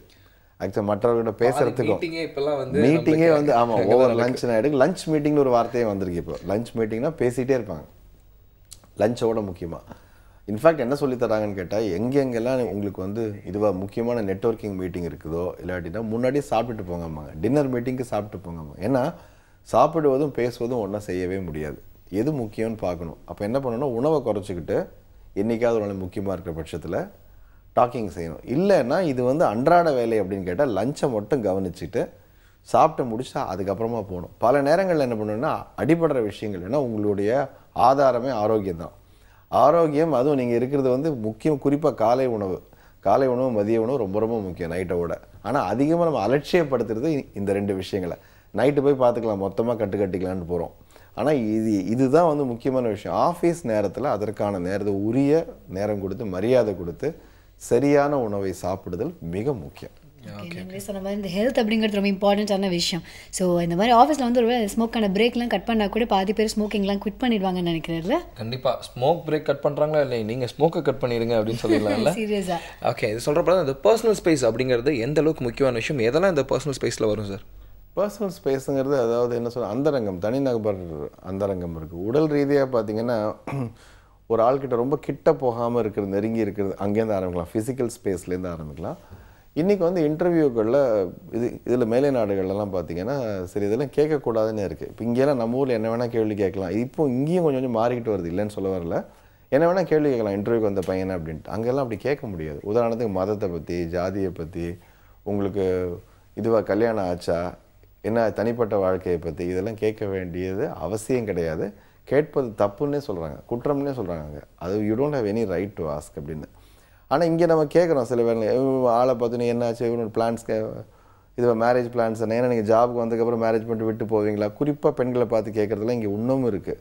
ஆனால் என்னை பொறுத்த வரைக்கும் உங்களுடைய இதுக்கு வேலைக்கு சம்மந்தம் இல்லாத விஷயங்கள் எல்லாமே பர்சனல் ஸ்பேஸ் தான். வேலைக்கு சம்மந்தப்பட்டிருக்கா, நீங்கள் உங்களுடைய செய்கிற வேலைக்கான திறன்கள், அதற்கான பின்னணி, அதை பற்றி கேட்பது மட்டும்தான். அதை தவிர போனாலே பர்சனல் ஸ்பேஸ். பர்சனல் ஸ்பேஸ் எப்போ போகலாம் ஒரு அளவுக்குன்னு கேட்டீங்க, உங்கள் டீம் மெம்பர் ஆனதுக்கப்புறமா கேட்கலாம் ஓரளவுக்கு. அதனால் யார்கிட்ட எந்த அளவுக்கு பர்சனல் ஸ்பேஸ் எடுத்துக்கணும் அப்படிங்கிறத கண்டிப்பாக கற்றுக்கொள்ள வேண்டிய ஒரு விஷயம். ஓகே, இன்னொரு பக்கம் வந்து எதாக இருந்தாலுமே பிளாக் அண்ட் ஒயிட்டாக இப்படி தான் அப்படிங்கிற மாதிரி பேசிட்டோம் அப்படின்னா அது ஒரு கொஞ்சம் கிளியர் ஐடியா நமக்கு கிடைச்ச மாதிரி இருக்கும். ஸோ இதில் வந்து பேட் மேனர்ஸ், குட் மேனர்ஸ் அப்படிங்கிறதுலாம் என்ன அப்படிங்கிறத நீங்கள் வந்து எனக்கு கொஞ்சம் அப்படி லைட்டாக டீட்டெயிலாக சொன்னோம். அதுக்கப்புறம் வந்து இன்னொரு பக்கம் நம்ம வந்து சூப்பராக இருப்போம். ஓகே ஃபைன், நமக்கு வந்து இதான் good manners A to Z நம்ம எல்லாம் கற்றுக்கிட்டாச்சு. இப்போ நம்ம அவ்வளோ பர்ஃபெக்டாக இருந்தால் கூட ஆப்போனெட்டில் நம்ம ஆஃபீஸில் வந்து நம்ம கூட ஒர்க் பண்ணுறவங்க அதுக்கு வந்து ரிட்டர்ன் பண்ணும்போது அவங்க அந்த மாதிரி ரிட்டர்ன் பண்ணலாம், நம்மக்கிட்ட வந்து ஒழுங்காக நடந்துக்கல அப்படின்னா அதை எப்படி ஹேண்டில் பண்ணுறது அப்படிங்கிறதையும் சொல்லுங்கள். சரிம்மா, நல்ல கேள்வி. திருப்பியும் சொல்கிறேன். அதாவது இந்த குட் மேனர்ஸ், பேட் மேனர்ஸ்னு சொல்லி தனியாக வந்து ஒரு இது லிஸ்ட்டு மாதிரி கிடையாது. இடத்துக்கு தகுந்த மாறுபடும். எந்த இடத்துல எந்த மாதிரி கலாச்சாரத்தில் இருக்கும், எந்த மாதிரி ஊரில் இருக்கும், அதுக்கு தகுந்த மாறுபடும். அதனால் இதுதான் குட் மேனர்ஸ், இதுதான் பேட் மேனர்ஸ் இல்லை. ஆனால் என்ன சொல்கிறேன்னா எந்த இடத்துல இருக்குமோ அதற்கான இது நீங்கள் தேவைகளை புரிஞ்சுக்கணும். இப்போ இங்கேருந்து இதுக்குள்ள ஃபாரின் போகிறவங்களுக்கு சொல்லி அனுப்புகிறாங்க. இப்போ வந்து ஃபாரினில் வந்து ஒரு பெண் வந்து ஹவ் ஆர் யூ அப்படின்னு கேட்டாலே நம்ம ஊர்லேருந்து போன பையன் என்ன நினச்சிக்கிறான்னா அவளுக்கு வந்து என் மேலே இன்ட்ரெஸ்ட் இருக்குது, அவளே சிரிச்சு ஹவ் ஆர் யூ வந்து கேட்டுக்கணும். அங்கே ஹவ் ஆர் யூங்கிறது ஒருத்தரை பார்த்தா ஹாய் அப்படிங்கிற மாதிரியான ஒரு விஷயமா இருக்கும். ஸோ இந்த மாதிரி எந்த இடத்துலேருந்து இருக்குங்கிறத வச்சு பின்னணியை வச்சு தான் புரிஞ்சுக்கணுமே ஒழிய ஹவ் ஆர் யூ கேட்கணுமா கேட்கக்கூடாதா அப்படிங்கிற மாதிரி நம்ம பண்ண முடியாது. ஸோ ஃபஸ்ட்டு திங் சோஷியல் கான்டெக்ஸ்ட்டை புரிஞ்சுக்கணும், அப்புறம் ஜாபுடைய கான்டெக்ஸ்ட்டை புரிஞ்சுக்கணும். இதை வச்சுக்கிட்டு தான் நம்ம இந்த ஜாபில் இதெல்லாம் இப்போ உதாரணத்துக்கு ஷேவ் பண்ணிட்டு வரோம்னு வச்சுக்கோங்க. ஒரு சேல்ஸ் ரெப்ரசன்டேட்டிவ் கண்டிப்பாக ஷேவ் பண்ணிட்டு தான் வருவாங்க. என்கிட்ட வெளியில் போகிறாங்க, 4 பேரை பார்க்குறேன். சப்போஸ் கிரியேட்டிவ் ஜாப் இருக்கவங்க, இல்லாட்டி ஒரு R&D ஜாபில் இருக்கவங்க, பேக் எண்டில் இருக்கவங்க வேண்டான்னு நினைக்கலாம். அவங்க வந்து தனியாகவே உட்காந்துருக்கவங்க இருக்கலாம். அவங்க ஷேவ் பண்ணிட்டு வந்து அவங்களுடைய விருப்பமாக இருக்கலாம். அது எந்த விதத்துலையும் கம்பெனியை பாதிக்காது. அப்போ வந்து விட்டுருவாங்க பேக் எண்ட் ஜாபில். ஆனால் ஃப்ரண்ட்டில் நீங்கள் கேமரா முன்னாடி உட்காந்துருக்கீங்க, நீங்கள் இப்படி தான் இருக்கணும்னு சொல்லி உங்களை பற்றி எக்ஸ்பெக்டேஷன் இருக்குது இல்லையா? இதுதான் சொல்ல வரேன். ஒரே இடத்துல வேலை செய்கிறவங்களுக்கும் அவர்களுடைய வேலையை வைத்து இதுதான் good manners, bad manners, bad etiquette, good எட்டிக்கெட்னு சொல்லி பிரிக்கலாம். ஒன்று. ரெண்டாவது, நீங்கள் சொல்கிற மாதிரி மற்றவங்க நடந்துக்கிறது அப்படிங்கிறது, மற்றவர்கள் நடந்து கொள்வது எதுவுமே நம்ம கையில் கிடையாது. நம்ம சைடில் கரெக்டாக இருக்கிறது தான் முக்கியம். நம்ம கரெக்டாக நடந்துக்கணும். எதிராளி எப்படி நடந்துக்கிட்டாலும் நம்ம கரெக்டாக நடந்துக்கணும். எதிராளி செய்யும் அதாவது இதுவாக தவறுகளை கூட நம்ம பொறுத்துக்கிட்டு போகிறது தான் வந்து சரியான மேலே. இப்போ கூட இருக்கவங்க இஷ்டத்துக்கு பேசுவாங்க சில சமயம். நம்ம இன்டெலிஜ் ஆகாமல் இருக்கலாம். பல பேர் கத்தி பேசுவாங்க, ரொம்ப வந்து அதாவது இன்னாப்டாக நடந்துப்பாங்க. நிறைய சமயங்களில் பார்த்துருக்கோம். அப்போ நம்ம இல்லைன்னா அதுதான் கொஞ்சம் விலைக்கு நம்ம நார்மலாக இருக்க தான் பார்க்கணும். அவங்கள வந்து நம்ம இதுக்காக தப்பு சொல்லியோ இல்லாட்டி குத்தி காமிச்சோ விலைக்கு வைக்கிறது அவசியம் கிடையாது. நம்மளுடைய இது வளர்ச்சிங்கிறது நம்மக்கிட்ட தான் இருக்குது. அப்படி தான் அதை பார்க்க முடியும் என்னை பொறுத்த வரைக்கும். ஓகே சார், நமக்கு பிடிச்ச மாதிரி இருந்தால் போதும் அப்படிங்கிறீங்களா சார்? அதாவது எனக்கு மற்றவர்களை ஒன்று வேணால் சேர்த்துக்கலாம் ஒரு வார்த்தை. எது நல்ல மேனர்ஸ் என்ன கேட்டிங்கன்னு நான் சொல்லுவேன்னா, நம்முடைய விஷயங்கள் மற்றவர்களை காயப்படுத்தக்கூடாது. அதே நேரத்தில் கண்ணியமாக நம்மளுடைய வேலையை செய்யணும். அதுக்கு உதவிகரமாக இருக்குது. அதே மாதிரி ஒரு இமேஜ் ஒன்று இருக்குது. இப்போ இந்த ஆர்கனைசேஷன் அப்படின்னா அதுக்கு ஒரு தோற்றம் இருக்குது, அதுக்குன்னு ஒரு கலாச்சாரம் இருக்குது, அதுக்கு நம்ம உகந்ததாக இருக்கா. இப்போ சில இதில் ஐடி கம்பெனிஸில் வந்து அவங்க எல்லாம் என்ன வேணால் செய்யலாம். உதாரணம் கூகுளில் பார்த்தீங்கன்னு வச்சுக்கோங்க, நீங்கள் தூங்கலாம், நீங்கள் என்ன வேணால் செய்யலாம், நீங்கள் நீச்சல் அடிக்கலாம், நீங்கள் இப்போ கார்டனிங் போகலாம், சைக்கிளிங் போகலாம், எங்கே வேணால் உட்காரலாம், எங்கே வேணால் உட்காந்து எப்படி வேணால் வேலை செய்யலாம், படுத்துக்கிட்டே வேலை செய்யலாம், இதெல்லாம் இருக்குது. இப்போ நீங்கள் அதெல்லாம் பார்த்து நாளைக்கு இதே இதை போய் நம்ம இதில் பண்ண சொல்ல முடியாது. அதனால் ஒவ்வொரு இடத்துக்கும் ஒரு இதற்கு செட் ஆஃப் எக்ஸ்பெக்டேஷன்ஸ் இருக்குது. அதோட சேர்ந்து இல்லை இவ்வளோ தூரம் போனால் நம்ம ஊர்லேயே எடுத்துக்கோங்க, ஒரு ஐடி கம்பெனியில் பண்ணுறது வேறு, அதே சப்போஸ் மேனுஃபேக்சரிங் கம்பெனியில் பண்ணுறது வேறு. இங்கே 5 மணிக்கு மேலே யாரும் இருக்கக்கூடாது ஷிஃப்ட்லனா வெளியில் போயே ஆகணும். அங்கே அவங்க வந்து எப்போ வேணால் வரலாம். ஏன்னு கேட்டால் அவங்களோட டைப் ஆஃப் ஒர்க்கு இவங்க வந்து எப்போ வேணால் லாகின் பண்ணி வேலை செய்கிற வேலையில் அவங்க கொஞ்சம் ரிலாக்ஸ்டாக போகலாம், எப்போ வேணால் போகலாம். அங்கே அப்படி கிடையாது, கம்ப்ளீட்டாக லைன் 5 மணிக்கு லைன் முடியுது, அடுத்த ஆள் வரணும்னா 5 மணிக்கு போய் ஆகணும். ஸோ ஒரு டைமிங்லேருந்து அதேமாதிரி ட்ரெஸ்ஸிங்லேருந்து ஈட்டிங்லேருந்து நம்ம லைஃப் ஹேபிட்ஸ் எல்லாமே வந்து செய்கிற வேலைக்கும் இருக்கிற தொழிலுக்கும் செக்டாருக்கும் தகுந்த மாதிரி மாறும். Okay okay sir. இது மற்ற செக்டார்னு சொல்கிறப்ப தான் எனக்கு ஒரு சின்ன ஒரு சந்தேகமே வருது சார். என்ன அப்படின்னு பார்த்தா நம்ம இந்த ஹேண்ட் ஷேக்கிங், க்ரூமிங், எட்விக் எல்லாமே வந்து ஐடிக்கு ஓகே, மற்ற டிபார்ட்மெண்ட்டுக்கு எந்த அளவு சூட் ஆகும் சார்? மெயினாக இந்தியாவுக்கு இது வந்து செட் ஆகுமா? அதாவது ஒவ்வொரு இதுக்கும் இந்த ஊருக்கு தகுந்து இங்கே நம்ம செய்கிறோம். இப்போது உதாரணத்துக்கு இப்போ நான் நிறையா இதை கிராஸ் கல்ச்சரல் ட்ரைனிங் நாங்கள் நிறையா பண்ணுறோம். ஏன்னு கேட்டால் வெளி இதில் கலாச்சாரத்தில் வந்தவங்க இப்போ ஒன்றும் வேணாம், நீங்கள் ஒருத்தரை பார்த்து நீங்கள் கும்பிடுறோம் அப்படின்னா என்ன, ஒவ்வொரு இடத்துல ஒவ்வொரு விதமாக அவங்க பண்ணுறாங்க இல்லையா. இப்போது இவங்கள ஜாப்பனீஸாக இருந்தால் உடம்பு நல்லா வளைஞ்சு அது அவங்க அப்போ என்ன ஆகும்னா இவங்க அவங்கள போய் பார்க்குறப்போ அந்த மாதிரி செய்ய வேண்டிய கட்டாயம் இருக்குது. இப்போ உங்களுடைய இவங்க கிளையண்ட் அந்த மாதிரி இருக்காங்க.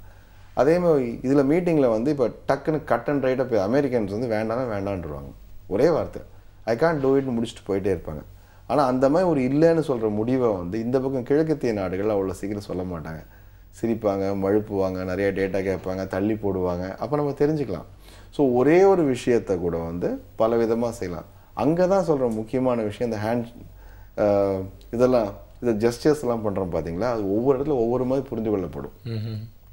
இந்த ஊரில் சரிங்கிறது இன்னொரு ஊரில் தப்பாக இருக்கும். ஒன்றும் இல்லை, இப்போ நம்ம ரெண்டு பேசிகிட்டு இருக்கு, இப்போ நீங்கள் இப்படி பண்ணுறீங்க, தலையாட்டுறீங்க, இப்படி பேசினா ஃப்ரம் த வெஸ்ட் உங்களுக்கு புரியாது. நம்ம வந்து ஆமாவானா இது ஆமாமோ, இது இல்லைம்மோ, அப்புறம் கொஞ்சம் இப்படி எப்படிமோ அப்படின்னா திங்க் பண்ண எடுத்தோம். நம்ம ஒவ்வொரு இதுக்கும் தலையாட்டலுக்கு ஒரு அர்த்தம் வச்சுருக்கோம். இந்த தலையாட்டலுக்கான அர்த்தம் வேறு கலாச்சாரத்தில் வேறு மாதிரி புரிந்து கொள்ளப்படும். அவங்க வாய் வார்த்தையில் எதிர்பார்ப்பாங்க, நம்ம வந்து முகத்தில் இப்படிமோ இல்லையா இப்படிங்கிறோம். ஸோ இதெல்லாம் வந்து எப்படின்னு கேட்டிங்கன்னா அந்தந்த இடத்துக்கு தகுந்த கலாச்சாரத்துக்கு தகுந்த மாதிரி மாறுபடும். அதுக்கு தகுந்த எல்லாமே மாறுபடும். அதுதான் நான் பார்த்தேன். இதிலெல்லாம் நான் சவுத் கொரியன் கம்பெனியில் வேலை பார்த்துருக்கேன். அவங்க என்ன பண்ணால் பெரிய ஜெனரல் மேனேஜர் வந்து டக்குன்னு குத்த வச்சு உட்காருவாங்க அப்படி கீழே. நம்பவே முடியாது. இங்கே ஒரு டேபிள் இருக்கும், ஒருத்தர் உட்காந்து ஒர்க் பண்ணிகிட்டு இருப்பாங்க, இன்னொருத்தர் வந்து பேச வந்தவர் கையை இப்படி மேலே இப்படி ஊனிக்கிட்டு கீழே உட்காருவார். கீழே அப்படி உட்காரமே ஜஸ்ட் ஸ்குவாட் பண்ணி உட்காராத குறைய உட்காருவோம். நம்ம ஊரில் வந்து அவங்க குனியறதே தப்பு, அப்படியே வரப்பாக நடந்து போயிட்டு இருப்பாங்க இல்லையா. நம்ம உட்காரது குனியில் வீட்டில் பண்ணுவோம், ஆஃபீஸில் பண்ண மாட்டோம். அவங்களுக்கு அது ஓகே, அது அக்செப்டபிள்டா அது. ஸோ ஒவ்வொரு இது கலாச்சாரத்துலேயும் ஒரு சில விஷயங்கள் வந்து செய்யலாம், செய்யக்கூடாதுன்னு இருக்குது. அதுதான் புரிதல். அப்போ என்னென்னா இப்போ எங்கே இந்த மாதிரி விஷயம் முக்கியமாக படுதுன்னா, ரெண்டு கலாச்சாரம் சேர்கிற இடத்துல எது சரி எது தப்புன்னு வருது. இப்போது இதுவாக இருக்குது அமெரிக்கன் இதுனா ஒன்று என்ன பண்ணுறாங்க, ஈவினிங் ஒரு பார்ட்டி இருக்குது, பேஷ் இருக்குது, வாங்க 6 மணிக்குன்னு சொல்லி எல்லாரையும் அத்தனை தண்ணிடிக்க கூப்பிட்டு போகிறாங்க. ஒரு இந்தியன் கம்பெனியில் பண்ண முடியாது. சின்ன பசங்களை கூட்டிகிட்டு போய் 6 மணிக்கு என்னது இது தப்பான பழக்கமாக இருக்கே அப்படிங்கிறோம். அப்போ அதனால தான் சொல்கிறது முக்கியமான விஷயம் எங்கேருந்து வேணும் வேல்யூ சிஸ்டம். அங்கேருந்து விழுமியங்கள்லேருந்து அங்கேருந்து ஆரம்பித்து அதுக்கப்புறம் தான் நம்ம நடை உடை பாவனை செயல்கள் பழக்க வழக்கம் இப்படி தான் அதை நீங்கள் கண்ணோட்டத்தில் பார்க்கணும் அவசியமாக. Okay okay okay. So values அப்படிங்கிறது ஆக்சுவலி நம்ம பிறந்ததுலேருந்தே நமக்குன்னு நமக்கோட ஊருக்கு ஏற்ற மாதிரி நம்ம இருக்கிற இடத்துக்கு ஏற்ற மாதிரி ஆல்ரெடி நமக்கு வந்து கொடுத்துருக்காங்க.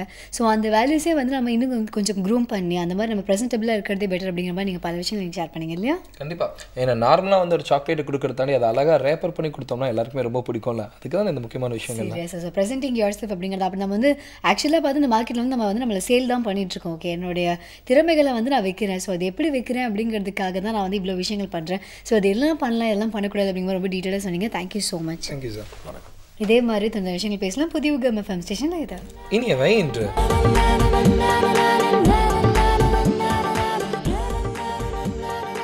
Welcome back. புதிய யுகம் எஃப்எம் ஸ்டேஷனில் கேட்டுருக்கீங்க இனியவை இன்று வித் ஆனந்தி அண்ட் சப்ரி. நீங்கள் வந்து ஒரு சில விஷயங்கள் நோட் பண்ணி ஆகணும். இப்போ நம்ம கெஸ்ட்டு வந்து பல விஷயங்களும் சொல்லியிருந்தாங்க. அது ஒரு இம்பார்ட்டண்ட்டான விஷயம் அவர் சொன்னார். நீங்கள் அது எந்த கவனிச்சிங்க அப்படிங்கிறது எனக்கு தெரியல. ஃபார் எக்ஸாம்பிள் இப்போ நான் வந்து ஒரு பெரிய செலிபிரிட்டி, ஓகேவா, உங்களுக்கு தான் நான் ஃப்ரெண்டு நல்லா காமெடி பண்றல நீ அப்பப்ப. இதுதான் நான் பண்ணக்கூடாதுன்னு சொன்னேன். ஓகேவா? இப்போ வந்து அவர் பெரிய செலிபிரிட்டி அப்படிங்கும்போது நான் வந்து உங்களுக்கு என்னதான் ஃப்ரெண்டாக இருந்தால் கூட மற்றவங்க மத்தியில் வந்து நீங்கள் ஏய் யாரு அப்படி பேசக்கூடாது. ஓகேவா மேம்? அந்த மாதிரி. ஓகேவா? யா இல்லை அதெல்லாம் வேணாம். அதுதான் அதுக்கு நான் பார்த்துப்பது. ஓகேவா? பிகாஸ் நீ என்னோடய ஃப்ரெண்ட் இல்லை, ரொம்பவும் ஒன்று பண்ணக்கூடாது. ஸோ அதனால் அது வந்து நீங்கள் பார்த்துக்கணும். அதாவது உங்களுக்கு ரொம்ப ரொம்ப நெருங்கிய நண்பர் என்ன மாதிரி இருக்கவங்களாம் கொஞ்சம் மேல் இடத்துல இருக்கும்போது செகண்ட் ஃப்ளோரில் இருக்கவங்கலாம் கொஞ்சம் அமைதியாக இருக்கணும். ஆமாம் ஆமாம் அப்படி தான். ஓகேவா? ஸோ அந்த மேல் இடத்துல இருக்கவங்க கிட்டே நீங்கள் எப்படி பேசணும், முக்கியமாக அவங்க வந்து உங்களோட நண்பராக இருந்தாங்கன்னா எப்படி பேசணும் அப்படிங்கிற பார்த்தா இறையன்பு சார் வந்து உங்களுக்கு கிளாஸ் இருக்குன்னு சொன்னார். பிகாஸ் அவர் நோட் பண்ணிட்டு இருந்தாரு நீங்கள் வந்து என்ன இப்படி ரொம்ப பேசுறீங்க அப்படின்னு சொல்லி. என்னாச்சு உனக்கு திடீர்னு ஒரு பாம்பே யூரைட் மாதிரி பேசுகிறேன் வந்து எனக்கு இப்படி வந்து போயிட்டு என்ன சொல்லுது இறையன்பு சார் சொல்கிறது அப்படின்னு சொல்லிட்டு இருக்கேன். நான் சார்ட்டே கேட்டுறேன். நீங்கள் என்ன நம்மளோட ஃப்ரெண்ட்ஸ் வந்து எவ்வளோதான் நம்மளுக்கு சுப்பீரியா இருந்தாலும் அவங்களுக்குன்னு அவர் கொடுக்க வேண்டிய மரியாதை கரெக்டாக கொடுக்கணும் அப்படிங்கிற சொல்லிட்டு இருக்காரு. சரியா? கற்றுக்கிறியா? என்னுடைய நண்பர் வந்து ஒரு ஆஃபீஸில் ஒர்க் பண்ணிகிட்டு இருந்தார். அவர் கூடயே வேலை செஞ்சவர், அதே கேடரில் வேலை செஞ்சவர், 2 பேரும் கொலீக்ஸாக இருந்தாங்க, ஒரே பொசிஷனில் இருந்தவங்க. அதில் ஒருத்தர் வந்து ப்ரமோட் ஆகிட்டார். இவருக்கே வந்து அவர் மேலதிகாரியாக வந்து உட்காந்துட்டார். நேற்று வரைக்கும் 2 பேரும் ஒன்றா டீ சாப்பிட்டவங்க, வாடா போடான்னு பேசிக்கிட்டவங்க, 2 பேரும் ஒரே நாள் தான் வேலையில் சேர்ந்தவங்க. ஏதோ ஒரு சீனியாரிட்டி அப்படிங்கிற காரணத்தினால இவர் வந்து மேலதிகாரி ஆகிட்டார். இவர் வந்து ரிவ்யூ நடத்தும்போது இந்த ஃப்ரெண்டு வந்து என்ன பண்ணியிருக்காருன்னா, அவர்கிட்ட வந்து நம்மளுக்கு ஏற்கனவே தெரிஞ்சவர், நம்மளுடைய கொலீக் தானே, நாம் 2 பேரும் ஒரே பேட்ச் தானே அப்படிங்கிற மாதிரி அவர்கிட்ட கொஞ்சம் லீனியண்ட்டாக, அவர் கேட்குறதுக்கு கொஞ்சம் லீனியண்ட்டாக பதில் சொல்கிறது. அப்புறம் சில நேரங்களில் வந்து கொஞ்சம் அவருடைய பேரையே சொல்லி சொல்கிறது. இதெல்லாம் பண்ணோடனே ஒரு கட்டத்தில் அந்த மேலதிகாரியாக வந்திருக்க அந்த நண்பருக்கு கோபம் வந்துருச்சு. கோபம் வந்தோடனே அவர் என்ன பண்ணிட்டார்னா கொஞ்சம் தடித்த வார்த்தைகளை இவர்கிட்ட பிரயோகம் பண்ணிட்டார். உடனே இவருக்கு ரொம்ப மனசு நொந்து போயிடுச்சு. இவர் வெளியே வந்தார். வந்துட்டு ஒரு 2 நாள் கழித்து என்னை வந்து சந்தித்தார். சந்திச்சுட்டு சொன்னார், என்னங்க மனுஷங்க இப்படி ஆயிடுறாங்க, ஒரு நல்ல பதவிக்கு போனவுடனே இப்படி மற்றவங்கள மதிக்க மாட்டேங்கிறாங்க. நாள் வரைக்கும் நாங்கள் 2 பேரும் ஒன்றா டீ சாப்பிட்டோம், டிஃபன் சாப்பிட்டோம், என் ரூமுக்கு வருவார், 2 பேரும் சேர்ந்து தான் நிறைய விஷயங்களை டிஸ்கஸ் பண்ணுவோம். அவருக்கு தெரியாத விஷயங்கள்லாம் கூட ஃபைலை கொண்டு வந்து டிஸ்கஸ் பண்ணுவார். அப்படி இருந்தவர் ஒரு மேலதிகாரியாக போய் உட்காந்த உடனே ஒரு நாள் என்னை அசிங்கப்படுத்திட்டார் அப்படின்னார். என்னங்க நடந்ததுன்னு? இல்லை, ரிவ்யூ மீட்டிங் நடத்தினார். அதில் என்ன ரிவ்யூ பண்ணும்போது நான் கொஞ்சம் கேஷுவலாக, என்னதாலும் என் ஃப்ரெண்டு தாங்க, அவர் எப்படிங்க ஒரே நாளில் நான் வந்து ஒரு ஆஃபீஸராக அக்செப்ட் பண்ணிக்க முடியும், அதனால் நான் கொஞ்சம் கேஷுவலாக பதில் சொன்னேன். அதுக்கு வந்து பிஹேவ் யுவர் செல்ஃப் அப்படின்னு சொல்லிட்டாரு. மனிதர்கள் ரொம்ப நம்பகத்தன்மை இல்லாதவங்களாக இருக்காங்க அப்படின்னு சொல்லி சொன்னார். நான் சொன்னேன், இதை பாருங்கள், நமக்கு சந்தேகம் வரும்போதெல்லாம் நம்ம இலக்கியங்களை பார்க்கணும். இலக்கியத்தை படிக்கிறதுங்கிறது வந்து சும்மா ஒரு பொழுதுபோக்குக்காகவோ அல்லது மேடையில் பேசுகிறதுக்காகவோ அல்லது எனக்கு நிறைய தெரியுங்கிறதுக்காகவோ அல்ல. நமக்கு சந்தேகம் வரும்போது இலக்கியத்தை பார்க்கணும். எனக்கு தெரிஞ்ச வரைக்கும் நான் வந்து ஏதாவது ஒரு சந்தேகம் இருந்துச்சுன்னா உடனே கொஞ்சம் திருக்குறளை புரட்டுவேன். அப்படின்னா அப்படி திருக்குறளை அப்படியே புரட்டினேன் அவர் முன்னாடியே. அவரும் ஏதாவது பதில் சொல்லியிருக்காரா வள்ளுவர் இதற்கு அப்படின்னு சொல்லி பார்த்தார். அப்போ 700வது குறள் வந்தது. அதில் என்னென்னா மன்னரை சேர்ந்தொடுகுதல் அப்படிங்கிற அதிகாரத்தில் என்ன போட்டிருக்கு அப்படின்னு கேட்டார். பாருங்கள், 700வது குறளில் ஒன்று சொல்லியிருக்காரு, பழமை எனக்கருதி பண்பல்ல செய்யும் கெழுதகமை கேடுதரும் அப்படின்னு போட்டிருக்கார். அப்படின்னா என்னங்க அர்த்தம்? ஏற்கனவே நமக்கு தெரிஞ்சவர் தானே அப்படின்னுட்டு நம்ம மன்னரை வந்து கொஞ்சம் பண்பில்லாத செயல் செஞ்சிட்டோம்னா அது வந்து நம்முடைய நட்புக்கு கேடு தரும் அப்படின்னு சொல்லியிருக்காரு. நமக்கே கேடு தரும்னு சொல்லியிருக்காரு. அப்படின்னா ஆமாம், உங்களுக்கு தெரிஞ்சவரே ஒருத்தர் மன்னர் ஆகலாம். அப்போ வந்து நேற்று வரைக்கும் அவர் தெரிஞ்சவர் அப்படிங்கிறதுனால அவர்கிட்ட போய் உரிமை எடுத்து மற்றவங்க முன்னாடி பேரை சொல்லி கூப்பிடுறதோ அல்லது ரொம்ப கேஷுவலாக பேசுகிறதோ அல்லது சகஜமாக பேசுகிறதோ அவருடைய பதவிக்கு உரிய மரியாதையை தராமல் இருக்கிறதோ சரியில்லை. அது வந்து நமக்கு வந்து கேடு தரும் அப்படின்னு வள்ளுவர் சொல்கிறாரு. நேற்று வரைக்கும் தெரிஞ்சவங்களாக இருக்கலாம், ஆனால் இன்றைக்கி வந்து அவர் ஒரு மேலதிகாரி. மற்றவங்க முன்னாடி நாம்ளே மரியாதை கொடுக்கலன்னா வேறு யாரை மரியாதை கொடுக்க முடியும்? சரி, திருவள்ளுவர் மட்டும்தான் இப்படி செஞ்சுருக்காருன்னு நினைக்காதீங்க. ஷேக்ஸ்பியரும் இந்த மாதிரி ஒன்று செஞ்சுருக்காரு அப்படின்னு. என்ன அப்படின்னாரு, ஹென்றி த 5ன்னு ஒரு நாடகம் இருக்குது. அதில் வந்து இந்த ஹென்ரி த ஃபிஃப்த் அந்த வந்து இளைஞனாக இருக்கும்போது ரொம்ப ஜாலியாக இருக்கிறவர், சும்மா ஜாலியாக அங்கே இங்கே போகிறது, ஃபன் லவ்விங் பர்சன். அந்த இளவரசனோட ஒரு நண்பன் ஃபால்ஸ்டாஃப்னு இருப்பார். இவர் பண்ணுற எல்லா விதமான அந்த கேளிக்கைகள்லையும் அவரும் கலந்துக்கிட்டவர். ஹென்ரி த ஃபிஃப்த் மன்னன் ஆனவுடனே ரொம்ப பொறுப்பாக, ஏன்னா அவர் தான் அந்த ஃப்ரெஞ்சை வின் பண்ணுறாரு. ஒன் ஆஃப் த கிரேட் கிங்ஸாக, இன்ஃபேக்ட் ஷேக்ஸ்பியர்னுடைய பிளேஸ்லேயே ஒரு ஹீரோ அப்படின்னு ஒருத்தர் சொல்ல முடியும்னா, ஏன்னா ஹீரோயின்ஸ் தான் நிறைய பேர், ஹீரோன்னு சொல்ல முடியும்னா அதில் ஒரே ஒருத்தர் யாருன்னா ஹென்ரி த ஃபிஃப்த்துன்னு தான் சொல்லணும். அந்த ஹென்ரி ஃபிஃப்த் மன்னன் ஆன உடனே என்ன பண்ணுறாருன்னா, இந்த ஃபால்ஸ்டாஃப் வந்து வழக்கம் போல் ரொம்ப கேஷுவலாக பால் அப்படின்னு பேச ஆரம்பித்த உடனே, I know not the gentleman அப்படிங்கிறார். உனக்கு நீ யாருன்னு, ஓல்டு மேன் அப்படிங்கிற, I know not the old man, உனக்கு யாருன்னு எனக்கு தெரியாது அப்படின்றார்.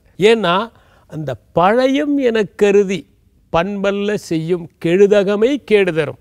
எப்போவுமே அவங்க நினச்சி பார்க்கணும், இவர் நமக்கு வேண்டியவராச்சே, நம்மள பழகிருக்கமேனு மேலே இருக்கிறவங்க தான் நினச்சி பார்க்கணும், நாம் அந்த உரிமையை எடுத்துக்கக்கூடாது அப்படின்னு ஷேக்ஸ்பியர் வந்து அந்த ஹென்ரி த ஃபிஃப்த்துங்கிற பிளேயில் சொல்லியிருக்காரு. உடனே அவர் சொன்னார், உண்மைதான் நீங்கள் சொல்கிறது, இப்போ யோசித்து பார்த்தா நானே மரியாதை கொடுக்கலன்னா மற்றவங்க எப்படி மரியாதை கொடுப்பாங்க, இனிமேல் நான் வந்து அவருக்கு வந்து உரிய மரியாதை கொடுக்குறேன்னு போனார். அதுக்கப்புறம் அவர் சார் போட்டு எல்லோரும் முன்னே கூப்பிட்டோடனே மீட்டிங்லாம் முடிஞ்ச உடனே அவர் என்ன பண்ணியிருக்காரு, தன்னுடைய காரில் அவரை கூட்டிகிட்டு போகும்போது வழக்கம் போல் பேசிட்டு சொல்லியிருக்காரு, நான் பாருங்கள் எனக்கும் தெரியுது ஒரு வேஷம்தான், நீங்களும் இன்னும் ஒரு 6 மாதத்தில் ப்ரொமோட் ஆயிடுவீங்க, ஆனால் எல்லோரும் முன்னாடியும் அப்படி அலோவ் பண்ண முடியாது இல்லையா அப்படிங்கிற மாதிரி கொஞ்சம் நாசுக்காக சொல்லியிருக்கார். எதுக்கு இதை சொல்ல வரேன்னா, நாமும் சில நேரங்களில் பழையவற்றை நினைத்து கொண்டு யார் மீதும் உரிமை எடுத்துக்கொள்ளக்கூடாது. நன்றி, வணக்கம். ஆமாம், எனக்கு கொஞ்ச நேரத்துக்கு முன்னாடி நீ எதுவும் எட்டிக்குட்டின்னு சொன்னியாமே, அதை பற்றி எனக்கு தெரியுமா?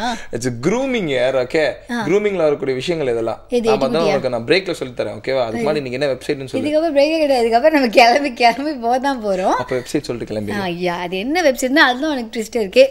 etiquettescholar.com. ஓகே, என்ன சொல்லு? etiquettescholar.com. etiquettes டாலரா ஸ்காலரா? ஓகே ஓகே, நான் ஸ்பெல் பண்ண பார்த்துக்கோ. ETIQUETTESCHOLAR.com. ஓகேவா? ஸோ இந்த வெப்சைட்டில் போய் பார்த்தீங்க அப்படின்னா ஒவ்வொரு நாட்டிலையுமே அவங்க வந்து நம்மளோட கெஸ்ட் சொன்ன மாதிரியே ஒரு சில விஷயத்தை அவங்க வந்து ஃபாலோ பண்ணுவாங்க. அதுதான் அவங்களை பொறுத்த வரைக்கும் மேனர்ஸ் அப்படிங்கிறது. பட் அது நம்ம நாட்டில் வேறுபடலாம். ஓகேவா, நம்ம நாட்டில் வந்து இந்த வணக்கம் சொல்கிறது அப்படிங்கிற சொன்னா இல்லையா, அதுலேருந்து நீங்கள் வந்து ஒரு ஸ்டார் ஹோட்டல்லாம் போனால் நீங்கள் சாப்பிட்றது முதற்கொண்டு அப்படி தான். முதல்ல நீங்கள் அந்த டாய்லெட் இங்கே போகணும், அது வேறு ஏதாவது பேர் வேறு வச்சுருப்பாங்க.